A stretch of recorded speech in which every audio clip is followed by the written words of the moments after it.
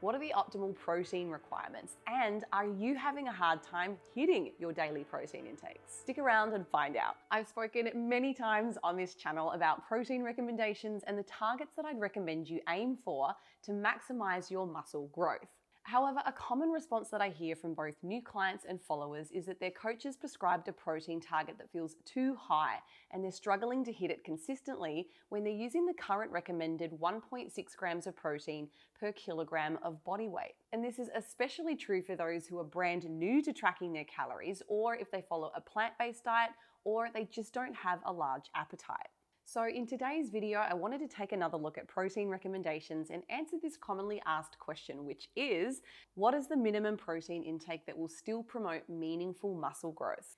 Now, as I've said, the standard protein intake recommendation that you'll hear me and other clinicians mention is 1.6 grams of protein per kilogram of body weight. Now, these recommendations come from a systematic review and meta-analyses on the relationship between protein intake and muscle growth, and it has been shown to be the sweet spot for protein intake and muscle growth. I personally like to calculate protein needs based on an individual's lean body mass, as it can be a slightly more accurate calculation, given that muscle is a key component of lean body mass, which is arguably what many of us here today are trying to build or preserve. Now, using the total body weight calculation to calculate your protein requirements in some situations can end up overestimating daily protein needs, particularly in overweight individuals. Now, there have been studies that have shown that having a higher protein intake does lead to greater muscle gain, but the increases in muscle gain are not significant or meaningful enough for me to at least make recommendations for intakes greater than 1.6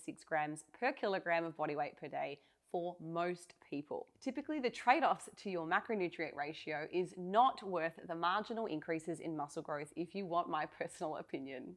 And what's more, the systematic reviews and meta-analyses have looked at the dose-response relationship between protein intake and muscle growth, which means we have data on hypertrophy outcomes at many different protein intakes. Now, upon analyzing this data, it becomes evident that there is still a noteworthy muscle hypertrophy outcome even at intakes half of the commonly recommended amounts, specifically 0.8 of a gram per kilogram of body weight. Now, this lower protein target may be much more feasible for individuals who are just starting out with tracking macros with the goal of working towards a higher protein target as they familiarize with protein-rich food sources.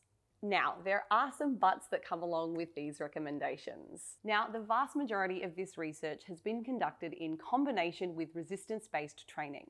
Now, this may seem obvious to many of you, but resistance training ultimately provides the stimulus for muscle growth, whereas protein simply is the support or the fuel for muscle hypertrophy. So that being said, if you are not resistance training, your protein intake, regardless of where it falls within the previous recommended reference ranges, is unlikely to have a meaningful impact on muscle growth. Next, it's important to highlight that the majority of the research conducted so far has focused on hypertrophy outcomes in young men. Therefore, these recommendations provided are primarily applicable to this specific demographic. However, it's worth mentioning that out of the 49 studies reviewed in this meta-analysis, 14 of them exclusively examined female participants. Furthermore, it's likely that the optimal protein intake is actually very similar between men and women, as there are very few mechanistic reasons for there to be differences in our daily protein requirements. Any differences that may exist can likely be accounted for by using the protein calculation method, which takes into consideration lean body mass, as males typically have more lean body mass than females. Nonetheless, there is still room for further exploration in the realm of age-related hormonal changes. Now, speaking of age, this too may also factor into the recommendations, where more recent studies suggest that older individuals may still require a higher protein intake to maintain current muscle mass and support new muscle growth.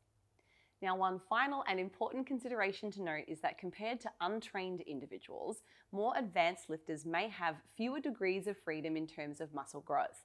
Consequently, their minimum protein requirements are likely to be higher for muscle growth, particularly when in a calorie deficit.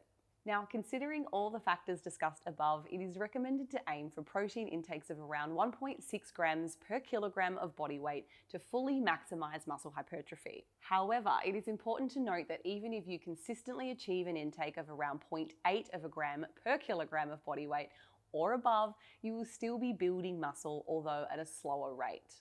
So thank you so much for watching, folks, and please don't forget to like this video if you found it helpful, subscribe to my channel, and please take a look in the description below where you can learn more about what we've talked about today, along with all of my other products and services.